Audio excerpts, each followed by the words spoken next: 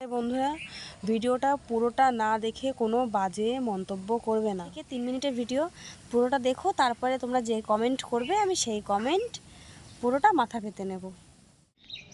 তো গাইজ, আজকে আমার বার্থডে, 30শে এপ্রিল আমার বার্থডে। প্রতিটা মানুষের জীবনে এটা একটা খুব আনন্দের দিন।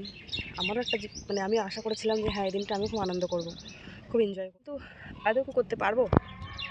এটা আমি কি দেখলাম, আজকে আমার জীবনে এত একটা খারাপ দিন যাবে আমি না কখনো বুঝতে পারিনি। আমার বরের অন্য জায়গায় সম্পর্ক আছে, তো আমি সব রকম তোমাদের সাথে শেয়ার করি, তাই এটা শেয়ার না করে পারলাম না, ভাবছি এটাও তোমাদের সঙ্গে শেয়ার করি। তাও কিনা পাশের বাড়ির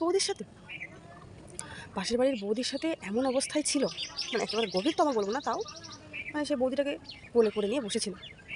সেটা যখন আমি দেখতে পাই, এটাই হচ্ছে আমার অপরাধ। আমি কেন দেখতে পাই, আমি কেন দেখতে পেয়েছি, এটাই হচ্ছে আমার অপরাধ। তো আমি দেখার পরে তো আমি তো এক মুহূর্ত এখানে থাকবো না। আমার পা ধরে ক্ষমা চাইলো যে ভুল হয়ে গেছে, আর কখনো হবে না। কিন্তু কি মন মানে? নিজের বরে যদি এমন কোনো দৃশ্য দিকে দেখে, তার কি মন মানে?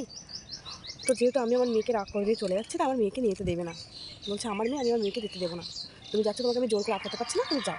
তো আমি একটা বাড়িতে উঠলে সেখানে আমার শ্বশুর বসে আছে, আর দুটো মহিলা আছে, তাদেরকে সব কিছু বললাম যে এই কারণে আমি রাগ করে বেরিয়ে গেছি, আমার বাচ্চারও খুব খিদে পেয়েছে।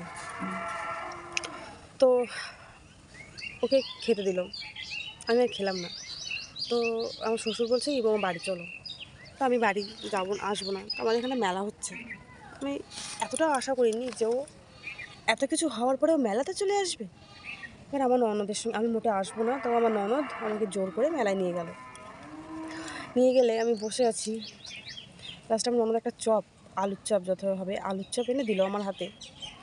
দিলে আমি না খাচ্ছি না, আমার মানে মন ভালো নেই। কারোর সামনে যদি এরকম করে কারোর সাথে, তার মন কখনো ভালো থাকে না।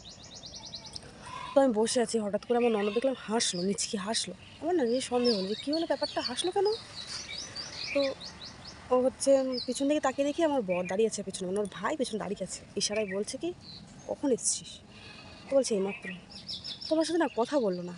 আমার যে এত খারাপ লাগছে যে আমার সাথে কথা বললো না। জানি না তোমাদের সঙ্গে সত্যি এই ঘটনাটা হলে ঠিক তোমাদের কেমন লাগবে। আমি কী করবো, আমার মেয়েকে আমি কী করে, আর ওকে ছাড়া আমি থাকতেই পারবো না। কী করবো, মানে আমার না ভেতর থেকে জল শুকিয়ে, মানে আমার ভেতরের যত জল আছে শুকিয়ে আসছে, আমার গলা বুক সব শুকিয়ে আসছে, আমার যে কী একটা অসুস্থ হচ্ছে। এই ভাবতেই হঠাৎ আমার ঘুম ভেঙে গেল। ঘুম ভেঙে গিয়ে দেখি আমি আমি ঘুমিয়েছিলাম, ঘুমিয়ে স্বপ্ন দেখছিলাম। তো সত্যি বলছি বন্ধুরা, আমার স্বামী আমাকে খুব ভালোবাসে, খুব। হয়তো আমার মুখে প্রকাশ করে না, আমি বুঝি। আমি আর পাড়ায় আর 5টা মানে বউর মুখে শুনি তো তাদের বরের গল্প। তো আমার স্বামীও তো অতটা অর্থ নেই, অতটা উপার্জন করতে পারে না। তো যেটুকু করেন আমি না সেটুকুতে খুব খুশি। এই যে তোমাদের সামনে এত হাসি মুখে ভিডিও করি, এটা একটা মন মানসিকতা যাদের ভালো না থাকে, যাদের মন স্থির না থাকে, সুস্থ না থাকে, তারা কিন্তু এগুলো করতে পারে না। তো ভিডিওটা কেমন লাগলো প্লিজ জানাবে। ভিডিওটা যদি ভালো লেগে থাকে একটা কমেন্ট করতে। আমার জীবনের দুঃস্বপ্ন, আজকে ও বাড়িতে নেই, ও বাংলাদেশে। তো সারাটা দিন আমার একটু ভালো যাচ্ছে না। এই যে স্বপ্নটা দেখার পর থেকে আমার মনের মধ্যে একটা অস্থিরতা কাজ করছে। এইটা ভেবে না যে সত্যি কেউ কোনো জায়গায় কিছু আছে, এটা ভেবে না। এটাই যে ওকে আমি বলতে পারছি না যে আমি এই স্বপ্নটা আজকে দেখেছি, এটা এখন ওকে শেয়ার করতে পারিনি, এই জন্য খুব কষ্ট পাচ্ছি। আমার না এই স্বপ্ন দেখার পরে মনে হলো তোমাদেরকে একটু শেয়ার করি, তাই করলাম। তো ভিডিওটা আজকে এই পর্যন্ত। আর তোমরা কেমন ভিডিও দেখতে চাও প্লিজ কমেন্টে জানাবে, তেমন ভিডিও আপলোড করবো।